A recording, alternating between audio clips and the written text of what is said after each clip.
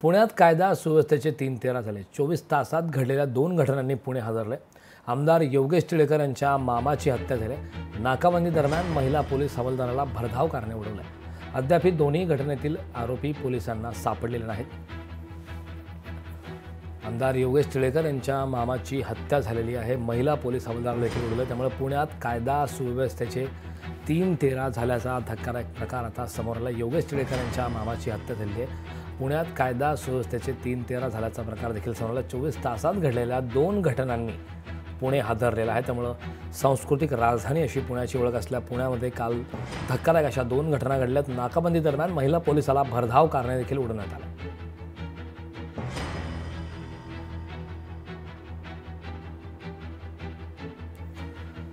या संदर्भात चर्चा करण्यासाठी आपल्यासोबत शिवसेना उद्धव बाळासाहेब ठाकरे पक्षाच्या नेत्या सुषमा अंधारे जोडले। ताई, लोकशाही मराठीमध्ये आपलं स्वागत आहे। खरं तर पुणे ज्या प्रकारची पुण्याची ओळख आहे, सांस्कृतिक राजधानी पुणे, मात्र पुण्यात सध्या कायदा सुव्यवस्थेचे 3-13 झाल्याचा प्रकार समोर आला। कारण अवघ्या 24 तासात 2 धक्कादायक अशा घटना पुण्यामध्ये घडल्या। त्यामुळे पुणे हादरलंय। आपली यावरती काय प्रतिक्रिया? ज्या पद्धतीने काल आमदारांच्या मामाचंच अपहरण होतं आणि त्यानंतर हत्या केल्याचं समोर येतं, हे फार धक्कादायक, खळबळजनक आहे। विशेष म्हणजे कालच बीड जिल्ह्यातल्या मस्साजोगमध्ये सुद्धा अशीच घटना घडली। सरपंचाचं आधी अपहरण दाखवण्यात आलं आणि नंतर निर्घुण पद्धतीने हत्या झाली। या सगळ्या घटना बघता आणि पुण्यात तर वारंवार ज्या गुन्हेगारीच्या घटना घडतायत, त्यामुळे आता पुण्याची ओळख ही सांस्कृतिक माहेरघर म्हणण्यापेक्षा गुन्हेगारीचा अड्डा अशी बनत चाललेली आहे।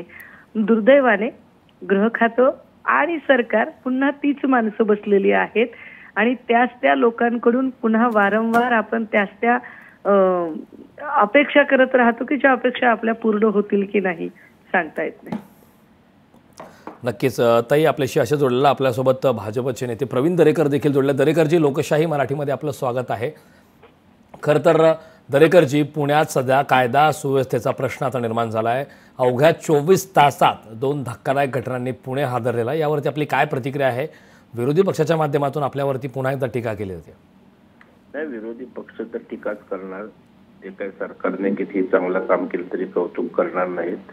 परंतु या ठिकाणी निश्चितच याचा तात्काळ शोध घेतला जाईल। सरकार कुठली हायगाई न करता त्या संबंधितांवर कठोर कारवाई त्या ठिकाणी निश्चितच करतील।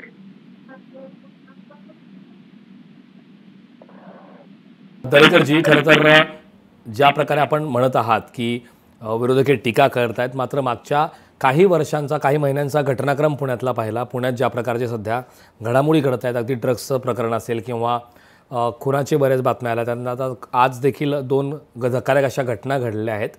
या संदर्भात नेमकं एक सत्ताधारी म्हणून कुठं आपण कमी पडतो का? अशा प्रकारचा प्रश्न निर्माण होतो का? पोलीस यंत्रणेवरती पुन्हा एकदा प्रश्न निर्माण केला जातोय?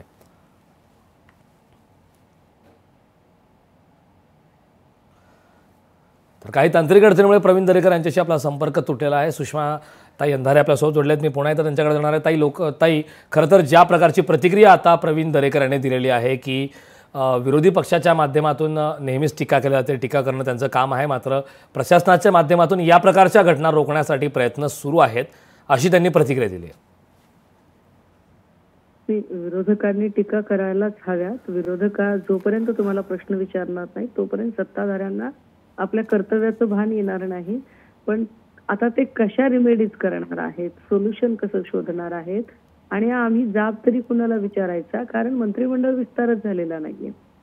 निवडणुकांचे निकाल लागून आता जवळपास 20 दिवस होत आलेले आहेत आणि अजूनही इथे मंत्रिमंडळाचं खाते वाटप झालेलं नाही। त्यामुळे गृह खात्याची जबाबदारी कुणाकडे, कुणाला जाब विचारायचा, हा प्रश्न अजूनही अनुत्तरित आहे। अभिनंदनाच्या ठरावाचं अधिवेशनही संपन्न झालं, अजूनही आपल्याला त्याच्यातल्या जबाबदाऱ्यांचं वाटपच कळलेलं नाही। तर हे प्रश्न कसे सोडवणार, हा खरा गंभीर प्रश्न आहे। ताई, खूप खूप धन्यवाद, आपण लोकशाही मराठीशी संवाद साधलात त्याबद्दल। आपल्यासोबत काँग्रेस नेते रवींद्र धंगेकरजी जोडले आहेत। धंगेकरजी, लोकशाही मराठीमध्ये आपलं स्वागत आहे। पुण्यातल्या बऱ्याच महत्त्वाच्या प्रश्नावरती वारंवार आपण आवाज उठवलेला आहात। अगदी ड्रग्ज माफियाचं प्रकरण असेल, ससूनमधलं प्रकरण असेल किंवा इतरही पुण्यातल्या महत्त्वाच्या घडामोडी। मात्र पुणे जे सांस्कृतिक राजधानी अशी पुण्याची देशभरात ओळख आहे, त्या पुण्यामध्ये सध्या कायदा सुव्यवस्थेचे मात्र 3-13 वाजल्याचा प्रकार समोर येतोय, कारण अवघ्या 24 तासात 2 धक्कादायक घटना घडत. काय आपली प्रतिक्रिया? पहिली गोष्ट तर कायद्याची भीती राहिली नाही आता लोकांना, कारण आमदार टिळेकरांच्या मामांचा मृत्यू या पद्धतीने झाला ती पद्धत एकदम चुकीची. सकाळच्या वेळी उचलून काय नेलं, त्याला मारून काय टाकलं, हा एक प्रकार. दुसरा एका पोलीस कर्मचाऱ्याला गाडीने उडवलं. म्हणजे कायद्याला आता लोक घाबरत नाही. आणि आपण बघितलं असेल त्याच्यामध्ये पोलिसांची किती चूक आहे काय हा विषय आता राहिलेलाच नाही. आता स्वतःला संरक्षण करण्याची वेळ आता नागरिकांवर आली. आणि आपण बघितलं असेल गृह खातं आता कोणाच्या ताब्यात हेच कळत नाही. त्या खात्यावरच भांडणं होताना दिसत आहेत आपल्याला. तर आपण ऐकतो वर्तमानपत्रातून मला पाहिजे का तुला पाहिजे. या सगळ्या नादामध्ये या सगळ्या प्रकरणामध्ये नागरिकांना ह्या सगळ्या प्रकरणाच्या समोर जावं लागतंय. निपराध नागरिकांचा जीव जातो. काल पोलिसांचा बी एक बुडवल्यामुळे त्याचा उपचार चालू आहे. म्हणजे अशा पद्धतीने कायद्याला आता लोक घाबरत नाही. तर कायद्याची भीती राहिली नाही. ह्याच्यासाठी कडक कारवाई केली पाहिजे.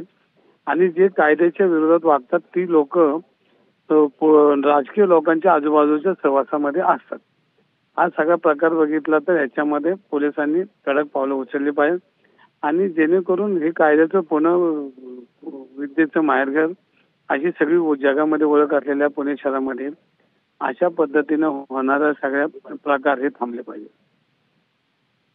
धंगेकरजी, खूप खूप धन्यवाद. आपण लोकशाही मराठीशी संवाद साधलात त्याबद्दल.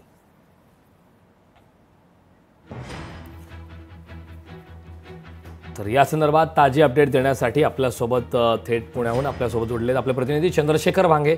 चंद्रशेखर, पुण्यात कायदा सुव्यवस्थेवरती नेहमीच प्रश्न निर्माण केले जातात. वारंवार अशा प्रकारच्या घटना घडत आहेत. या घटनांची मालिका सध्या पाहायला मिळत आहे. आणि आता सुद्धा अवघ्या 24 तासात 2 धक्कादायक घटनांनी पुणे शहर हादरलंय. काय या संदर्भात सविस्तर माहिती आहे? कारण खरं तर पहिली जी घटना आहे ती रविवारी रात्रीची आहे. खरं तर पुण्यातील बंड गार्डन परिसरात जी घटना घडली, एका महिला पोलीस शिपायाला फरकटत नेऊन एका 4 चाकी चालकाने त्यांना गंभीर जखमी केलं. त्या दारुड्या कार चालक जो आहे त्याला मुंडवा पोलिसांनी अटक केलेली आहे. आणि काल आपण पाहिलं तर पुण्यातील शेवाळवाडी परिसरातून भाजपचे आमदार आहेत योगेश टिळेकर, त्यांच्या सख्या मामाचं अपहरण करण्यात आलं आणि त्यांचा खून करण्यात आला. या दोन्ही घटना ज्या आहेत त्या 24 तासाच्या आतल्या आहेत. खरं तर पुणे शहर आणि परिसरामध्ये गेल्या 8 दिवसामध्ये जर पाहिलं तर आपण 5 खून जे आहेत ते पुणे शहर आणि परिसरामध्ये झालेले आहेत. वेगवेगळ्या घटना या सगळ्या आहेत. आपण पाहिलं तर वाघोलीमध्ये जो आहे तो एका कॉलेज तरुणाचा सुद्धा हत्या करण्यात आली होती. त्याचबरोबर सिंहगड रस्ता, रामटेकडी आणि मांजरी अशा वेगवेगळ्या भागामध्ये सुद्धा या सगळ्या घटना घडलेल्या आहेत. कालच्या घटनेमध्ये आरोपी अद्याप सापडलेले नाहीत, परंतु परवाची जी घटना घडली महिला पोलीस शिपायांना फरकटत नेण्याची, त्या घटनेतील आरोपी जो आहे तो सापडलेला आहे. त्याला मुंडवा पोलिसांनी अटक केलेली आहे. आमदार टिळेकर यांचे जे मामा आहेत वाघ यांची हत्या झाली. त्या हत्येची प्राथमिक माहिती जी आहे ती सध्या पोलीस घेत आहेत. पोलिसांचे वेगवेगळे पथकं सध्या आरोपीच्या शोधात त्यांच्या मागावरती आहेत. कारण खूप धन्यवाद या सविस्तर अशा माहितीबद्दल. लोकशाही मराठी ऐका, पहा, जागरूक रहा.